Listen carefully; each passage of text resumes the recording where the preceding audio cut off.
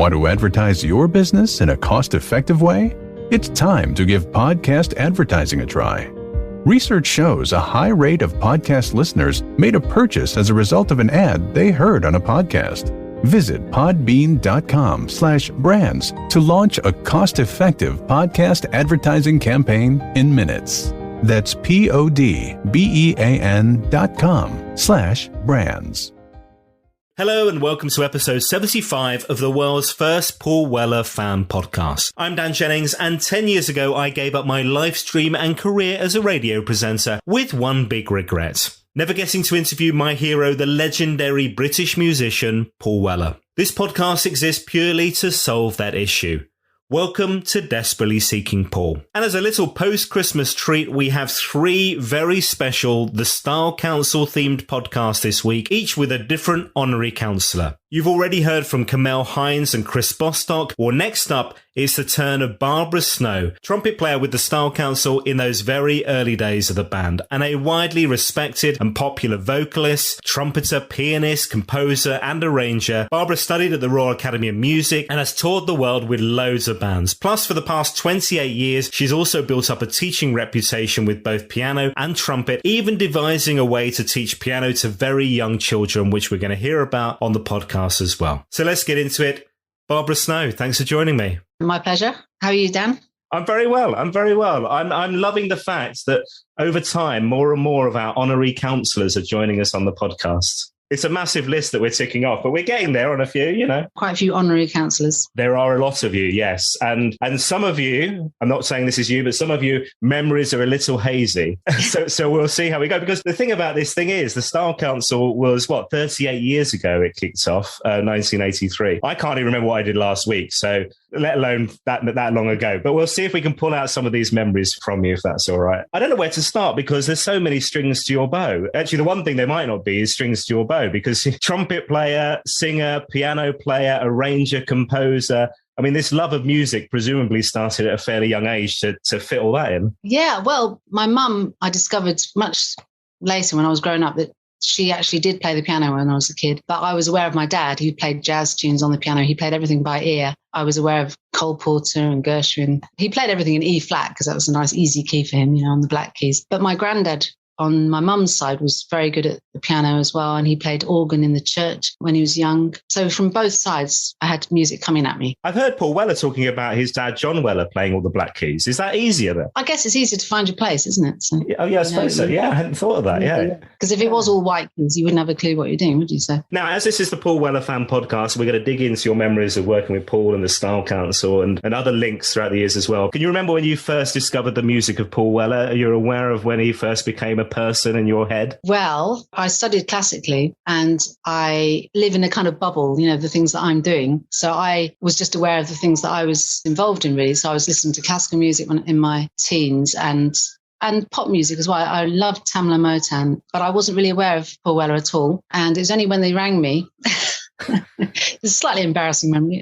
Would you like to play Paul Weller? And I didn't know who he was. So I was totally unaware of the name particularly. I'm not very good at names anyway, and I'd kind of ignore names as well. I did like pop music. And so really when I started playing in the band, I really enjoyed the music, actually. I did enjoy it. So how did they find you? Were you on a list of jobbing musicians? Your guess is as good as mine. I don't know how they found me, because I don't know. I mean, I played with Jules Holland, but I think that was later, and I don't know how they found me either. So I did a lot of things that I don't know how people found me.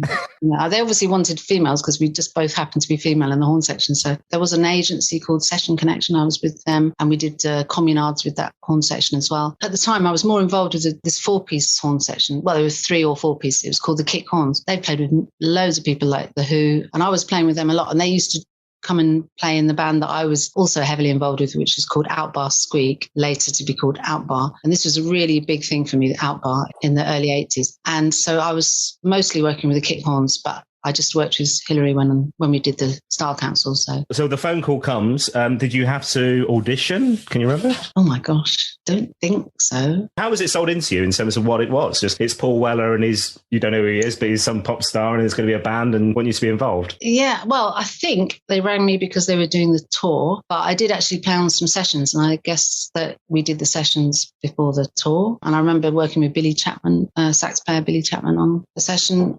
We did dropping bombs on the Whitehouse, and someone's doing some building works. And DIY starting next door.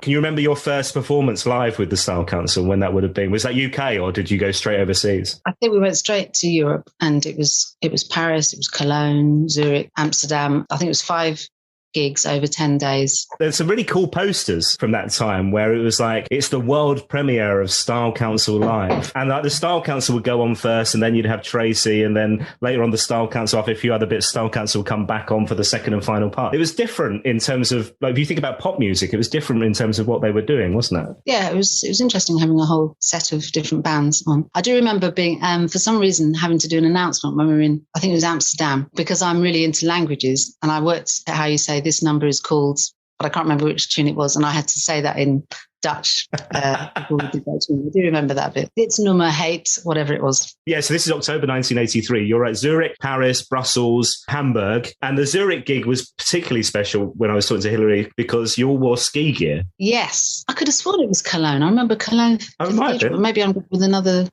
another tour then. Yeah, we wore ski gear. It was great. I got this really nice ski jumper and white tracksuit bottoms, and yeah, it's nice. But a little bit hot for stage wear. It's not something you'd normally choose, is it? No, exactly, yeah. And did you go skiing as a band? Didn't go skiing. I can't ski. I've been once, actually. It was one of my ambitions was to go skiing, and I managed it a couple of years ago. I love the idea of the honorary councillors. Mick Talbot's talked about this, and the idea of these kind of players being brought in for the right songs, the right people for the right songs. And when you look at the set list for these gigs, it's like songs like It Just Came to Pieces in My Hand, Money Go Round, Dropping Bombs on the Whitehouse, Mick Talbot on keys, Mix Up, which is always a pleasure, Party Chambers, Paris Match, all those kind of things as well. Do any of those songs stand out as being highlights in terms of, you know, what you had to play? Well, I enjoyed playing My Ever Changing Moods best, I think. And I remember really liking You're the Best Thing That Ever Happened. Paris Match, I liked, and Long Hot Summer. Did it feel like you were doing something that felt European? Oh, yeah, definitely, with the French tunes and I suppose the look of the band as well. Did you have to think about how you looked? Was there like a style conversation between you and Hilary, or between you as a band? I think there was a style person, somebody in control. I seem to remember we had to put gel in our hair and I remember this lady called Helen who played keyboards, and she was very good at making her hair stick up, so she showed us how to do it. I think she played with them as well. Helen Turner, yeah? Helen Turner, yeah. Yeah, she was very good at helping with all the whatever. But I'm sure they had somebody to coordinate it all. Considering it was the 80s, you all got off pretty lightly in terms of styles, in the sense that you look back now and you all look pretty cool. It's not like there are awful hairdos and, you know, there's not like frizzy perms and massive shoulder pads and stuff. It looked pretty cool. Nothing to be too embarrassed about, yeah. Yeah, there's a couple of TV appearances. So somebody started uploading to YouTube the TV series The Tube, which was, we mentioned Jules Holland, which was Jules Holland and Lesser Paulie Yates, who's sadly no longer with us. But you guys played on The Tube, and I don't know if you've seen the clip, there's some pretty cool dance moves as well on that from the two of you, from you and Hilary. Oh yeah, we had our choreography all worked out. I think I might have been a bit bossy in terms of that. But we always did the same thing, moved from side to side and up and down or something.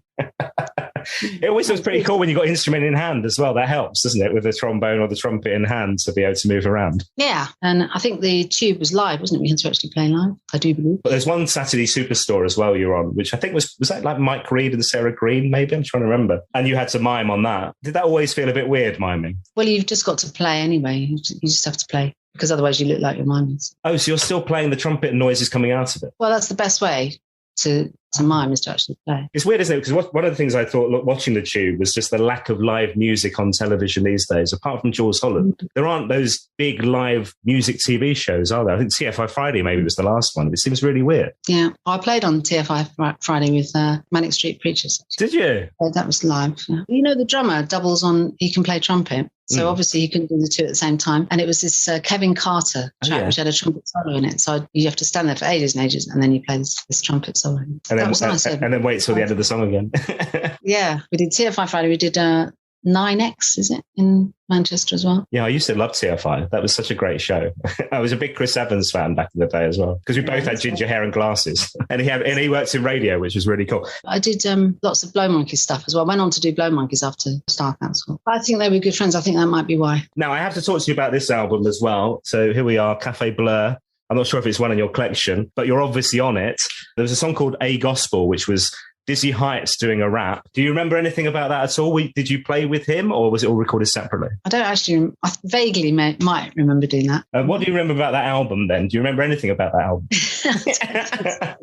I don't remember much about it at all. I do remember dropping bombs on the Whitehouse. That's the one I remember recording. And I guess Ever Changing Moods I remember. So the one on the album is just Paul singing, Mick on piano. But then they kept redoing, doing different versions of Style Council. And it was about adding value to the fans when Mick talked to me. And My Ever Changing Moods comes out as a single. And it was the first credits, I think I'm right in saying, for you and Hillary on one of the singles. I did most of the stuff. I think all of it was at Solid Bond. That's what I remember. I mean, I do remember going to Amsterdam to do some TV thing, I think, TV show, but otherwise recording at Solid Bond, yeah. On the back of Café Bleu, Steve White was such a young lad, 17, 18, when they plucked him for the live tour as well. It says, the producers of this record wish to thank this drum warrior of only 18 summers for his work and help in making this LP, and the fact he plays drums and percussion. What do you remember about Steve? Oh, Steve, a really, really lovely guy, really nice.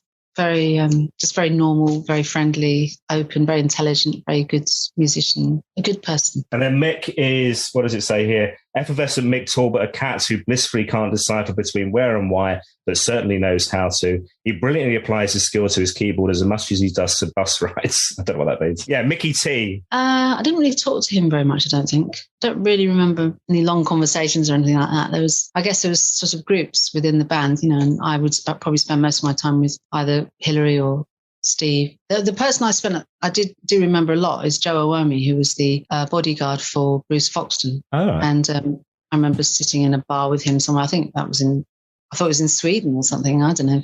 Just imagine that in my memory. But very, very lovely person. And the coach driver, Paul. And I can't remember his surname. Really, really nice. And I'd love to be back in touch with him. Unfortunately, Joe died. I'd love to be back in touch with Paul.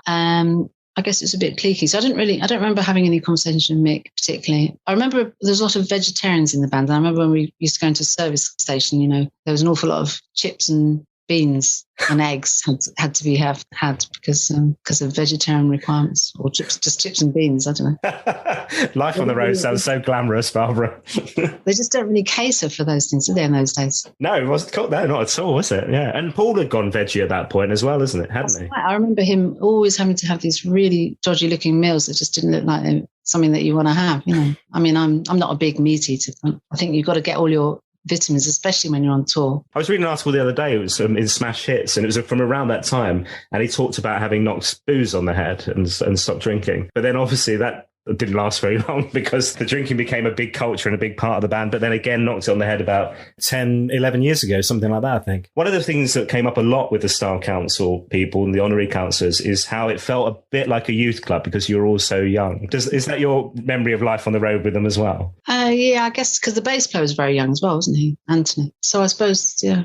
It was a little bit like a youth club, I guess. I remember Steve Sedalnik. He was very sociable. There's one other thing I had to ask you about, which was Respond Records, which was Paul Weller's record label. His version of like Tamla Motown, I think is how it's been talked about. And there's a band on there called The Questions and a chap called Paul Barry, who we'll talk a bit more about in a second. But do you remember playing on The Questions LP? Yeah. I played on the Questions album with my ex, Sid Gould. He played trumpet as well on it. And Joe was in charge of it because I knew Joe so well. He said, can you and Sid come and play on this track? I can't remember how many tracks we played on, but yeah, we definitely played on the Questions. It's really interesting watching footage of those guys because when you're watching, it's like, this Paul Barry guy. And then you look in, and Paul Barry's like written for Cher and Lionel Richie and Tina Turner and James Morrison and wrote Let It Go by James Bay. He's like become like a huge, big hit songwriter, isn't he? So was he the singer in the... Yeah, he was the main guy, yeah. Which is like nuts. So I need to get him on the podcast as well. Now let's talk post-Style Council. You mentioned recording and touring with the Blow Monkeys. Talk to me about Dr. Robert. What's he like as a frontman? How does he compare with Mr. Weller? It's just totally different, isn't it? When we were doing house, it was all house beats, and I did lots of arranging, a bit of arranging for them actually. And I remember going to La Manga, and we went we went to a fairground. We went in bumper cars. I took a picture of Dr. Robert in a bumper car. Yeah, we went swimming in the sea in La Manga and I went on those things called jet skis. I went on one of those. We went to some quite exciting places. We went to Japan as well. So I saw quite a lot more of the world, because usually bands just took me to Europe. I kept going to Europe all the time, but with the Blow Monkeys, we actually went a bit further afield, which was good. I mean, Style Council did ask me if I wanted to go to America with them, but because I was so wrapped up with this Outbar band, I didn't go. I thought, oh no, I'll get to America another time. And well, I have been actually, not particularly with a band, but I think the Style Council were huge in Japan as well. Blow Monkeys were a big thing out there too, were they? Yeah, they were big in Japan. Yeah, and I always remember we were sitting in this pub, I guess, after a gig, and one of these Japanese promoters or somebody that was talking to us, he said, oh yeah, we had Lick Ashtray here recently or something. And I realised it's Rick Ashley. So that was quite fun. Oh dear. That's brilliant.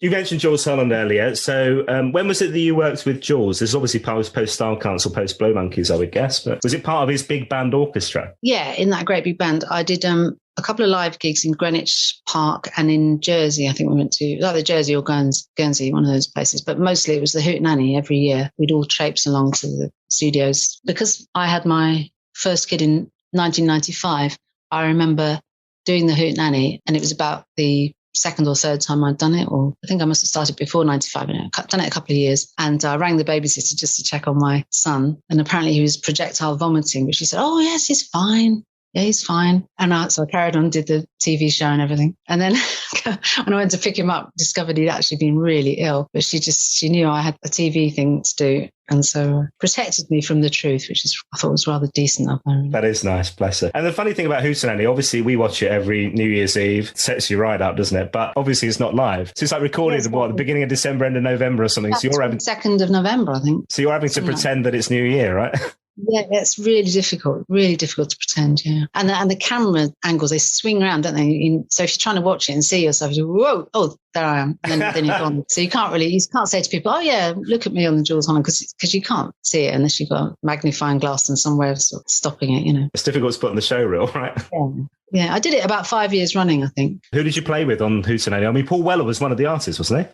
He was, and we had a bit of a chat actually when he did it. He's probably done it more than once, hasn't he? But I remember having a chat with him. And I think Carmel, I remember chatting to her. She might have done one of the ones in Greenwich. So because I worked with Carmel, I did lots of tours with Carmel. So she did it. Obviously, Ruby Turner has done it loads of times. I think Eric Clapton did it, and B.B. King.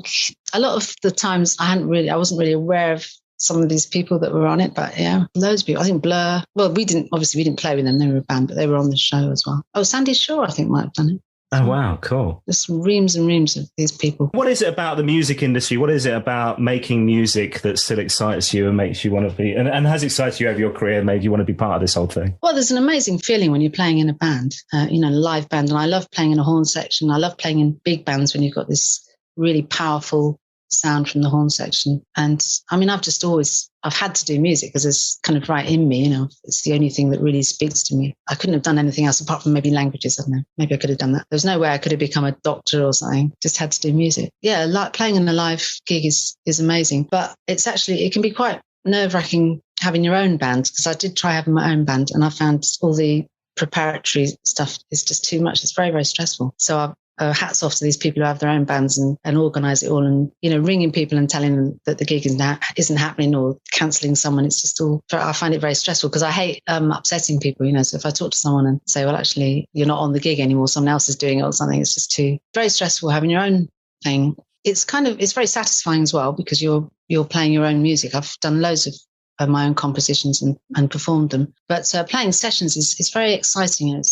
I think it's an adrenaline rush, isn't it? Because you're aiming for perfection and you play something and then they say, well, can you just make that note a bit shorter or just play a bit longer? And you've got to quickly compute that and then produce it absolutely right. And it's a real challenge and I love it. I love being in the studio, but I can see that people who are in the studio the whole time, they've got these pasty faces, because they don't get any sunshine, do they? And they look like they've been living underground. So I'm glad I'm not just a studio musician, really. And I love, one of the things I love as well is that you don't pick a genre, do you? For you, it's music that you love, whether it's, Afrobeat, reggae, jazz, you mentioned classical, you mentioned that whatever the Style Council was, because I think it was a whole range of, genres as well. There's not one thing you stick with, is there? No. And I can can lock into whatever the groove is of.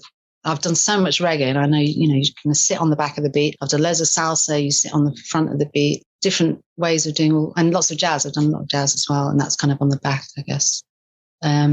I love the variety. And I mean, the list of people that you've played with, like Maxi Priest, the Waterboys, Fairground Attraction was one that I love that band. Like Eddie Reader, that band was so good. So tell me about that. How did that come about? Well, Eddie was in this band Out By, you see. The Kick Horns played with it, Eddie played with it, and Gina Foster also, who's a fantastic singer. The two of them were amazing singers, so inspirational. I remember going around to Eddie's place once. She lived in sort of like a prefab or something. Well, it's near London Bridge, around that sort of area. And she had this little place. And I remember she didn't really want to learn music theory because she thought that would take that would somehow take some magic away from the way she performs. I remember that because I really wanted to help her to learn theory and stuff like that. In a way, she might have a point, I've decided. But on the other hand, you do need to know what you're doing. And certainly if you're going to start doing any composition or any arranging, I think you need to know some sort of theoretical stuff. Yeah, Eddie's amazing. And when we recorded You Send Me, I remember that one, being in Angel Studios. I remember being in Angel Studios, massive, great room for a whole orchestra in there. And we'd go through the track. And if anybody wasn't happy with their part or if there's a mistake, you go through the whole track again. There was no dropping in. It's just always did the whole track again and again. So on about the sixth take, she said, okay, yeah, I think that's a wrap, So that was quite a thing. I've not done many recordings where the people just want to go live through the track every single time with every musician. I'm trying to remember what the debut album was. It A Million Kisses? That been the album? Oh, First of a Million Kisses. Yeah, that first album was. I'm going to put that on straight after this. I'm going to put that on because that was a fabulous. That's reminded me. But, and then another one that you played with. I mean, we should talk about the James Taylor Quartet, but Dave Gilmour was one that stood out as well. Yeah, we did. Again, I didn't really know who he was. Usual story. But yeah, we turned up, played for David Gilmour, and I've got 2 copies of the record actually. So I've got this whole collection of records that I've played on. I don't remember much about the session. I mean, I remember being there with. The Kick Horns are like my brothers, they're really nice people. We used to do the arrangements as well. We do an arrangement and we go along and we play it. And the other guys they were really involved in the whole production of which side of the speakers this sound would come out of, or, whether Barry would come out of that speaker. They were really involved in the whole way that the horn section would sound. It was quite an education. Now talk to me about the James Taylor Quartet as well. I think I did 2 or 3 tracks. I know it was in town. It was sort of somewhere near Charing Cross Road, I think. Near what's that little road with all the guitar shops, and it was kind of there. Oh, I know the one you mean. Yeah, I walk past enviously, realising I can't afford any of them. Yeah, or play any of them. I've got no talent in that space whatsoever. But that shop looks cool. Yeah, I think it was downstairs. We did. Downstairs in there, we did the recording. There's a shop like that on Soho as well, which has like Yamaha pianos and keyboards and something like that. And I always walk past that thinking it'd be lovely to be able to play. I mean, that must be such a special feeling to be able to sit at one of those massive pianos and know what the heck you're doing. Yeah. So don't you play any instrument at all? No. I mean, I've never tried. It's not like, I'm sure I can be taught. And we should talk, because that's one of the big things you've done, as well as all the music stuff and playing with huge big stars and that. But you've also been teaching piano. Am I right in thinking? Just down the road from me, I think, in Croydon. Oh, where do you live? I'm in Carshalton. Oh, right, okay. I teach at a school in South Croydon, Royal Russell School. I think I started in about 93, so it's long. Just piano and trumpet. I mean, I have taught little bits of violin here and there because I used to play violin when I was quite young, and I've taught theory and little bits of singing here and there as well. Mostly it's piano. And I've written a piano book called Animal Jazz, which is the beginner piano, and they're using it for the Associated Board for the syllabus. It's an alternative C piece. One of the pieces from my book called Jazzy Dragon is one of the alternative C pieces for the ABRSM. So I'm really, really pleased that they've picked that, and apparently they're going to use another one next year, but we don't know. That's all secret, which one they're going to use. I think when I was a kid learning the piano and doing these grades, the idea that I would ever have written a piece that's going to appear on that page, I would never have dreamed. Mind you, I wouldn't have dreamed I would go to the Royal Academy either. So, how do you approach writing a piano piece that has to be learnt? Is it different to writing a song? Yeah, when kids start, they tend to start in just one hand position. So they maybe what I call first position is when both your thumbs are on middle C. So I wrote quite a few pieces that are in that, maybe start in that position at least, and then they perhaps move to one other position. So just trying to keep it really easy. So the challenge is to write something that sounds nice, but it's just in this really easy hand position so that kids will be able to get their hang of straight away. I wanted to write things that wouldn't take 6 months for them to learn, because I think we all lose the will to live, don't we, when they're taking forever to learn a piece. So I got this whole set of pieces that were really easy to learn. And then I suddenly realized that none of them would be any good for the Associated Board because they were too easy, really. So I added a separate section to a lot of them that was make it so that your hand moves, and it's just that tiny bit more challenging. And then they took up one of these pieces. So brilliant. I was very pleased. And what do you like about giving back? What is it about teaching people to learn the instruments that you find satisfying? It's just really rewarding when you see kids go from just not having a clue to being able to play pieces. It's fantastic. I wrote down a note that said Laurel and Hardy, and I have no idea why, because that's all I put. I just put Laurel and Hardy, but I can't remember why. Well, there was a Laurel and Hardy band, a band's called Laurel and Hardy, rather, and they did a track called Dangerous Shoes, and we all traipsed off to number 73. That was a program that I played on lots and lots of times, and one time was with Laurel and Hardy, and we all went down in a van full of the smell of cannabis or whatever it is. Yeah. I went down and did this show. But Dangerous Shoes, it was a good track. It did really well. That was years and years ago. I've just met the bass player the other week in a gig. I haven't seen him for, all those years since. He said it was 30-something years, I think. Oh, funny. No, brilliant. Yeah, number 73. My God, I haven't thought about that since. That was Sandy Toksvig and Neil Buchanan, wasn't it? Sandy Toksvig, because Outbar played on number 73. As I said, Lauren Hardy and various other people played on. I think maybe Maxi Priest might have done it as well. I'm not sure. Lots of different bands ended up going to this number 73. It was a good one. And I also remember playing on a program called Hold Tight at Alton Towers. I think I did that with the Communards. I did it with the Communards, and I also did it with Outbar. It's a really good program to be on because you get this card that means you can go to the front of the queue in all the attractions. So right there at the front of the queue, went on the thing that goes round and round and up and down and whatever. Roller coaster. Yeah, it's brilliant. The ideal gig. Was that pre or post gig? Not sure what's the better way to do the roller coaster. I think it was afterwards. Oh dear. Hey, look, I've now got the theme tune for number 73 buzzing around my head as well. You've taken me off. You've taken me back to my childhood. It's a beautiful thing. I have two final questions for you, Barbara, before you go. So one is, you're allowed one Paul Weller track for the rest of your life. It can be the jam with a style council or solo. What's it going to be? One track. It's a toss-up between two. I suppose ever-changing moods. I like it. I like that track. Final question. Purpose of this podcast is not least to meet lovely people like yourself, but it's also for me to get the interview with Paul Weller that I never managed during my radio career. If it happens, what should I talk to him about? Is there anything you'd like to know from the great man? Well, I think he showed incredible bravery changing from the jam to style council, because I remember in Zurich people being really hostile in the audience because they were all jam fans. That sticks in my memory. So to just totally change your style and then have that kind of backlash going on, he's a bit like Miles Davis, having different avenues, different styles, and which you've got to say is very admirable. This has been so lovely, Barbara. Thank you so much for your time. I really appreciate it. Good luck with the teaching and the lesson this afternoon. Hopefully they're getting it. Are they getting the hang of it? They are, definitely. Loads of talented kids. That's our next generation of musicians, isn't it? Yeah, well, I look forward to doing a podcast in 20 years about one of them, hopefully, fingers crossed. Yeah. Barbara, thank you so much for your time. I really appreciate it. Pleasure. See you later. My thanks once again to Barbara Snow for wrapping up this latest round of Honorary Councillors. What a magical experience to spend time in their company. And if you've enjoyed this episode of the podcast, then please do share on your social media channels. You can also buy me a coffee and find more information about all my guests, including Barbara, on the website paulwellerfanpodcast.com. Get in touch on social media, on Twitter @WellerFanPod, and on Instagram and Facebook, Paul Weller Fan Podcast. Next up, we enter the new year with the man who signed The Jam. Chris Parry is my next guest, 4th of January. Make sure you follow wherever you get your podcasts. It's a really very special episode. I'll see you next time.